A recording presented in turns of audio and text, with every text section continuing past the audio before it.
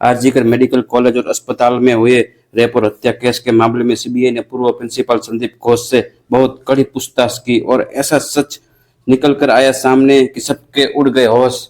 इस अस्पताल में 9 अगस्त के एक जूनियर डॉक्टर के साथ रेप के बाद उसकी निर्मम हत्या कर दी गई। कोलकाता पुलिस के द्वारा इस मामले को संभालने पर सीबीआई ने सवाल खड़े कर दिए हैं। उसके बाद सीबीआई ने इस मामले की जांच करने की जिम्मेदारी अपने हाथ में ली। सीबीआई सूत्रों के मुताबिक आरजीकर कॉलेज के पूर्व प्रिंसिपल संदीप घोष से सीबीआई ने पूरे घटनाक्रम से पहले और घटनाक्रम के बाद से जुड़े हुए प्रश्नों की झड़ी लगा दी। लेडी डॉक्टर के परिवारजनों ने सीबीआई को जो बताया उससे इस अस्पताल की भूमिका पर सवाल खड़े किए हैं। उससे जुड़े सभी सवाल संदीप घोष से पूछे गए हैं। सीबीआई के सूत्रों के मुताबिक पूर्व प्रिंसिपल संदीप घोष से ये भी पूछा गया कि घटना के बाद जब उसे जानकारी हुई तो उसने किस किस लोगों को फोन कर घटना की जानकारी दी।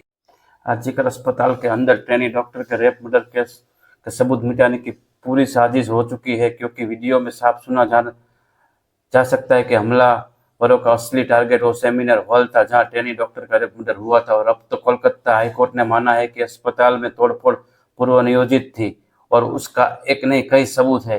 पहला सबूत, प्रदर्शनकारियों की भीड़ लाठी डंडे और लोहे की रोड लेकर पहुंची थी, यानी कि तोड़फोड़ करने की पूरी प्लानिंग बनाई दी गई थी। दूसरा सबूत, अस्पताल के अंदर घुसते ही हमलावरों ने सबसे पहले वहां लगे सीसीटीवी कैमरे को तोड़ा ताकि तोड़फोड़ के दौरान उनके चेहरों का रिकॉर्ड न हो पाए। और तीसरा सबूत, ऐसा लग रहा है कि परिवार का आरोप है कि अस्पताल प्रशासन के उन्हें 3 घंटे तक बेटी का शव देखने की अनुमति नहीं दी।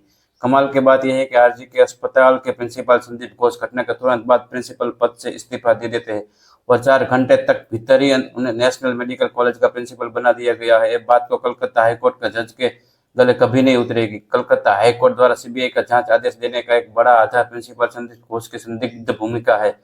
कलकत्ता हाईकोर्ट का ऑब्जर्वेशन भी आपको नोट करना चाहिए। जब मृतका उसी अस्पताल में डॉक्टर थी तो यह आश्चर्यजनक है कि प्रिंसिपल की शिकायत क्यों नहीं दर्ज करवाई। अगर प्रिंसिपल ने घटना की शिकायत दर्ज नहीं करवाई तो क्या आप उसे पुरस्कृत करेंगे? अगर प्रिंसिपल के नैतिक आधार पर पद छोड़ा तो फिर उन्हें दूसरी जिम्मेदारी कैसे दे दी गई? प्रिंसिपल वहां काम करने वाले सभी डॉक्टरों के अभिभावक है, अगर वो सहानुभूति नहीं दिखाते तो कौन दिखाएगा? कोलकाता हाईकोर्ट ने मामला में सरकार ने वकील से कहा है कि हमने सुना है कि आप उसे बचा रहे हैं, ये भी अस्वीकार्य है। और भी उससे बड़े बड़े सवाल किए कि 8 और 9 अगस्त की रात को हुई घटना के बारे में आपको खबर कैसे पता चला? घटना की जानकारी मिलने के बाद आपने क्या क्या किया? आप इतने सालों से मेडिकल प्रोफेशन में है, डॉक्टर की बॉडी को देखने के बाद आपको क्या लगा? पुलिस को किसने और कब कॉल किया था? पुलिस को क्या बताया गया था? मृतक डॉक्टर के परिवार वालों को कब और किससे जानकारी दी? मृतक का डॉक्टर परिवार को क्या बताया गया था?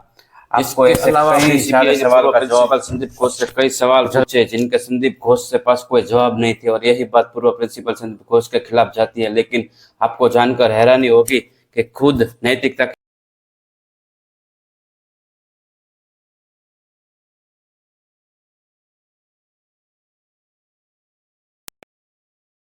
पाया और ना उनका ट्रांसफर कर पाया। आरजी के मेडिकल कॉलेज के पूर्व डिप्टी सुप्रिंटेंडेंट अख्तर अली ने डॉक्टर संदीप घोष से पूरी कुंडली खोली है और संदीप घोष के चाल चरित्र पर कई खुलासे किए गए। सवाल सिर्फ आरजी के अस्पताल के पूर्व प्रिंसिपल संदीप घोष की भूमिका पर नहीं उठ रहे। सीबीआई की रडार पर कोलकाता पुलिस भी है और सीबीआई के पास कोलकाता पुलिस का रडार पर लेने की वजह भी है।